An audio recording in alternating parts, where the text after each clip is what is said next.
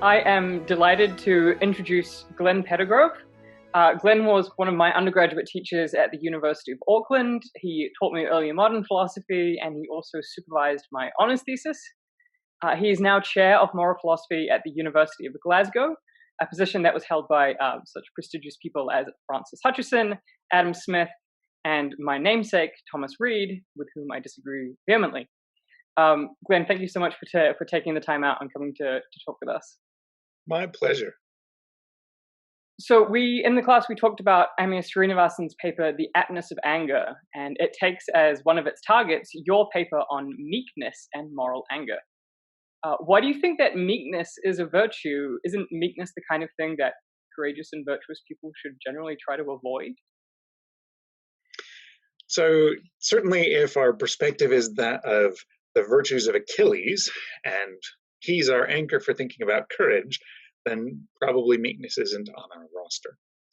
But the conception of meekness that I'm working with is an earlier conception. It's a perspective that you find already in Aristotle in some sense, but then throughout the first several centuries, well into the 18th century and into the 19th century. It's a conception where the meek person is just someone who's slow to anger. They don't have a quick temper, they have a really long fuse. And anybody who has lived with any other person on the planet can recognize that's a trait you want in the people who live around you. There are, of course, separate questions about what you'll do in response to injustice. The crucial thing to note just is that meekness, as at least it was conceived in the 18th century and in the form that I'm trying to advocate, is entirely compatible with vigorously resisting any kind of injustice, either to self or to others, that you might encounter. The crucial factor just is that even when you're resisting, that resistance is not itself reaching for anger as its first tool or motivation. You're a philosopher who has paid a lot of close attention to the conclusions of empirical psychology. And one of the ways that you bolstered your argument in favor of this attitude towards anger is to point out lots of ways in which contemporary psychologists have pointed out that anger influences us in really morally problematic ways. Could you fill us in some of the ways in which you think that psychologists have shown that anger is morally problematic? So anger messes with our heads. On this point, Seneca was right. He might have exaggerated some of the ways in which it messes with our heads, but the directions in which he points are directions that current studies are suggesting are the right ways to look. So among the ways that it influences us, we're all already prone to a bias that suggests that in general, we're better than others. The above average effect is that when you ask people, whether they're better than average drivers, 70% of people say, yeah, I'm better than average driver. But of course, not everybody who's saying, yes, I'm a better than average driver could be right. And if 70% of people are saying this. One of the things anger does is it kind of puts that better than average effect on steroids, so that we become even more confident in our judgments. You can understand evolutionarily why this would be advantageous, right? If you're facing a confrontation with a potential aggressor or someone who might be defrauding you of something that really matters, having confidence that you're in the right is going to motivate you to do something to resist the kind of encroachment that you're facing. So from an evolutionary perspective, it makes a lot of sense that our ancestors were wired in a way that would give them an increased confidence. But when it comes to actually tracking the truth of the matter, anger encourages us to think that the risks to which we would be exposed are lower than the risks to which other people would be exposed. It encourages us to reach for shortcuts in reasoning, what are often called heuristics, where we associate more bad traits with an outgroup than we do good traits with that outgroup. We're already prone to do that, but when we're angry, we're more inclined to do that. When we're angry, it's also the case that when presented with ambiguous evidence about the causal factors that would have led to an outcome we didn't like, we're much more likely to assume that an agent stands behind it than a non-agential cause. It's also the case that when we're angry, we're much less likely to revise or reconsider the conclusions that we've reached. So we ironically think we're better judges than most people, and we're less inclined to rethink the conclusions we've drawn when presented with new evidence. And this applies not just to kind of non-moral space, but it also applies quite centrally to our judgments about what really matters to us. So when we're angry, we're more inclined to promote punishment of others than we are to promote measures that would protect or safeguard others. And that applies not just to the person we think might be responsible for the wrong that we're suffering, but applies to righting of wrongs and or correcting of injuries to people who are completely unconnected to our circumstance. So seems like a lot of evidence that's at least in favor of the Stoic claim that anger is fundamentally irrational. And even if they're wrong about it being fundamentally irrational, do you think it's fair to say that at least it pushes us in the direction of irrationality? Let me reframe it slightly. Although I'm sympathetic to the framing you've offered and would probably, if left to my own devices, just say yes. Nevertheless, you've been engaging with this in conversation with Srinivasan's paper. So let me think about it in the terms that she's employing.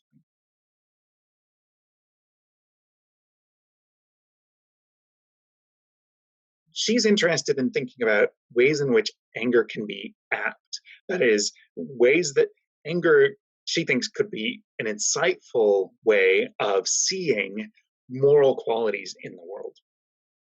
And so her big push is to suggest that we should be more enthusiastic about anger than some people have suggested, because anger is a source of knowledge for us. But if we think about anger's knowledge credentials, what the empirical studies I've just been pointing to do is they raise questions for us about that. One really natural way to think of knowledge is that it involves true beliefs that have been brought about by a reliable mechanism. And if you're a reliabilist in your conception of knowledge, then anger is not going to be a promising candidate, because anger seems to work on what some people have called a smoke detector principle. It's set up to be set off, even in circumstances where the kind of factor that it's intended to track isn't present, because it's just much better for our early primate ancestors to see false positives of encroachment in their environment than to miss genuine encroachments in their environment. And so what happens with this kind of mechanism is that it just points us in the direction of offenses that aren't there, and then alters the way that we respond to the data we're given, as I was just suggesting. All of that suggests that if you think that anger has something going for it because it's giving us knowledge, you should think again, because it doesn't look like it's a very reliable procedure for delivering true information. That's extremely helpful. So something that you have mentioned to me is that you don't think that Srinivasan actually says anything that's in direct conflict or that directly undermines the kinds of claims that you have made about the importance of being slow to anger. Could you say more about how you think that that what your claims, how they fit in with what Srinivasan has said in her paper? Sure. So I've got two papers that I've published on anger. She cites one of them, which is Meekness and Moral Anger. The other is Anger and Moral Judgment. My hunch is that that one was also part of the conversation in the background as she was working on this paper. It is interesting that she mentions John Cassian, for example, and cites him. He's somebody I cite in the Anger and Moral Judgment paper. He's not somebody that your average philosopher just picks up and reads casually. Early Christian monks and monastics aren't the kinds of folks that most of us read most of the time. So if you're looking at that anger and moral judgment paper, I think there are straightforward conflicts between us, because there I point out these concerns about thinking about anger being insightful. But in the meekness and moral anger paper, I spend much less time on that and spend a lot more time just saying, look, the claim that I want to make in this piece is not that anger is always a bad thing, nor is it that anger is never a good thing. I'm not arguing for then the really vigorous Stoic conclusion that we should always get rid of anger. I leave open that possibility. I just don't take up that issue. Instead, what I argue is just that we've got lots of reasons to think being slow to anger is a really good thing. Lots of reasons for being suspicious about the kind of deliverances that anger presents us with. Lots of reasons for wondering about the motivations that we get when we're angry. Lots of exemplars who are slow to anger, and we look at their lives and we go, yeah, let's be like that. Isn't it great that there are people like that in the world? And all of those things give us reasons to think most of us, in most circumstances, should probably work on being slower to anger than we really are. But that doesn't in any way undermine the possibility that some people in some domains of their lives should nevertheless reach for anger, either because it's the motivation that will get them off the couch and out into the world. I don't think it's the only motivation that can do that for people, but it might be the only motivation that will do it for me, because maybe my moral character hasn't been formed in a way that would allow compassion for others, say, to motivate me to get out there and respond to injustices. It might also be the case that the scale of the injustice that's being done is great enough that it just screams out to capture your attention morally and emotionally. And so in those kinds of contexts, maybe anger just is the thing that we would expect almost anybody to experiencing, and almost anybody we know who didn't experience anger in that context might actually not be experiencing it because they're not paying enough attention to the wrongs that are happening in the world around them. So all of that's compatible with what I argue in the paper. I'm just arguing, hey, here's this quality, being slow to anger. It's got a lot going for it. Maybe we should spend some time working on that. What she's arguing in her paper, Srinivasan being she, is that anger, at least for some people in certain kinds of social political contexts, is a possibly good thing and is something that is criticized by people whose motivations we should be suspicious of, because there are real advantages that they gain from a position of power in keeping those who have most reason to be angry down in positions of weakness. And those are things I'm entirely on board with. So I think that the heart of her argument, that criticisms of anger need to pay attention both to aptness as well as to counterproductivity, I'm entirely in favor of. And the claim that there may be certain groups of people who lack the standing to tell others you should be slow to anger is also something that I'm entirely in favor of. So what we tell others is one question. What we aspire to ourselves is a separate question. And that's the thing that my meekness paper is really focused on, is suggesting that when it comes to thinking about my own life and the role that anger plays in my own life, I should probably have less of it. The people around me would be better off if I had less of it. The kinds of tasks that need to be done would probably be done more effectively if I had less of it, or if I were slower to it. And so in thinking about aspirational ideals for myself and for my children, meekness seems like something I ought to work to incorporate into my character. Something else that you've argued for in print is that often forgiveness is a better tool to reach for than anger. Do you see a connection between the Stoic anti-anger arguments and their exhortations to kind of forgive everyone at as many opportunities as we can? Sure. So the Stoic version, if you'll allow me to put it into bumper sticker form, when confronted by wrongdoing is, yeah, get over it. It's not a surprise that people have done you wrong. People do that all the time. And you can't change that fact, so get on with living. I think that those can be effective motivations and or thoughts that help spark motivations to let go of our anger and move on with our relations with other people, which are part and parcel of what happens when we're forgiving. But I think you can also have a richer conception of, I'm already begging the question against the Stoic, aren't I? Of one's emotional life, where we don't just turn it off, or where the emotions that are available to us are emotions that maybe we should live with and through for longer periods of time than Seneca would recommend, for instance. You can endorse those things and still think there's something really insightful about the Stoic advice that points us in the direction of not holding on to our anger once we've become angry, and instead moves us in the direction of overcoming that anger, forswearing that anger, and restoring relations with those who've wronged us.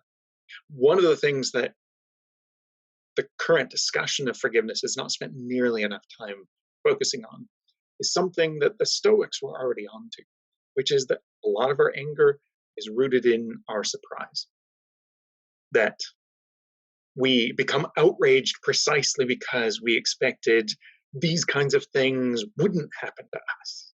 And the Stoic says, no, get rid of that expectation.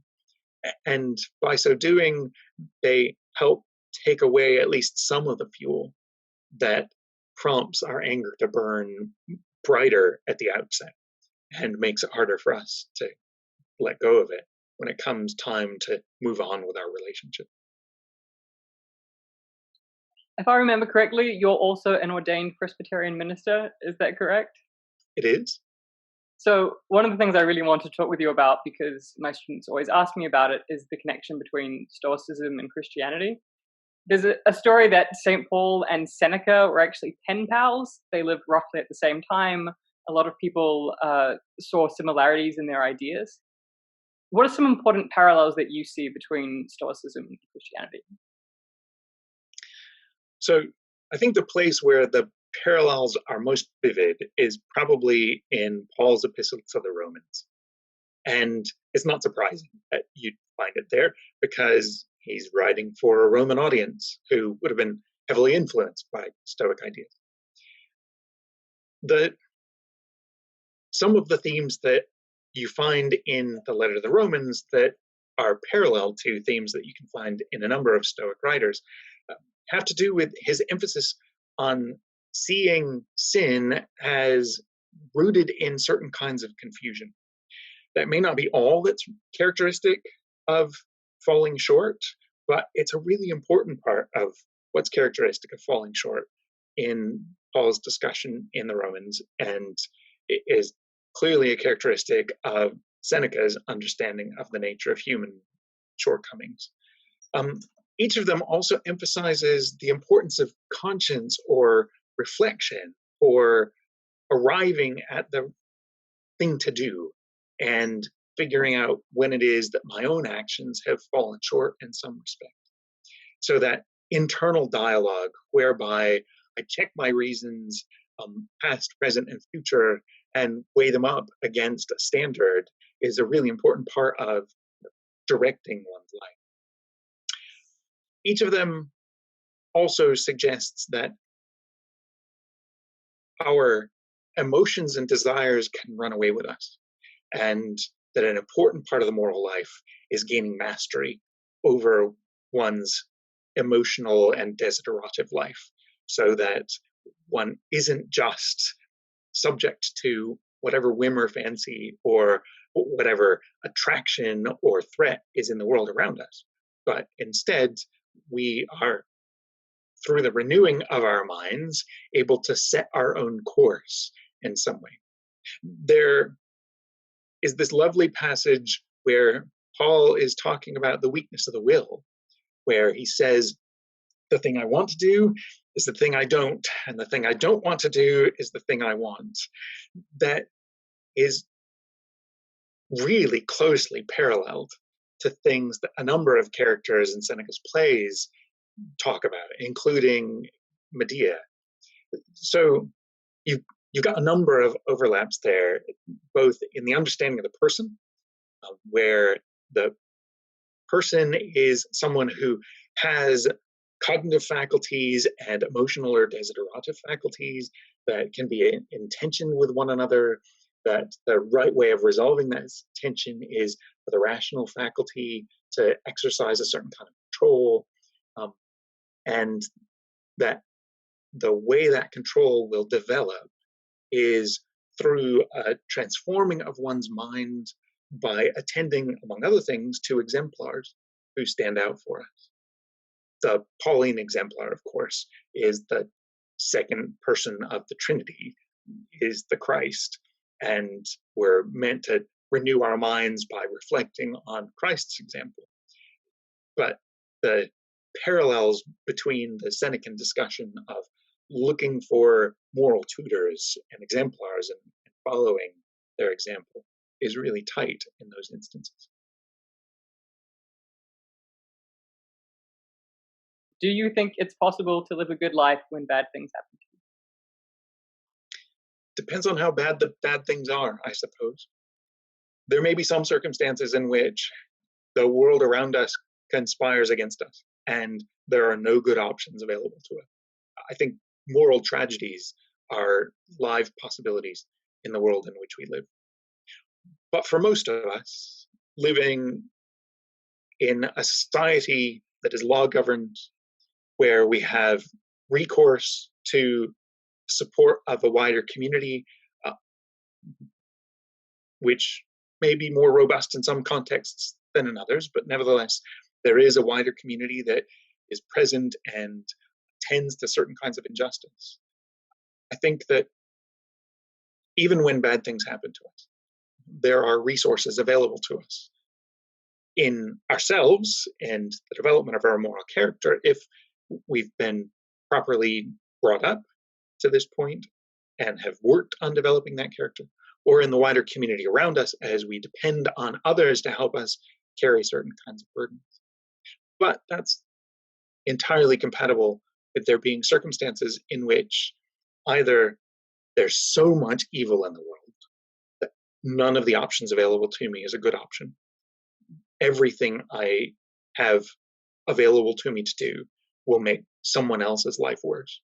Or there are tragic circumstances where such horrible things have been done to me that I could be emotionally or psychologically crippled in a way that would leave me no longer able to live a good life, to live a life that anyone would call a flourishing life.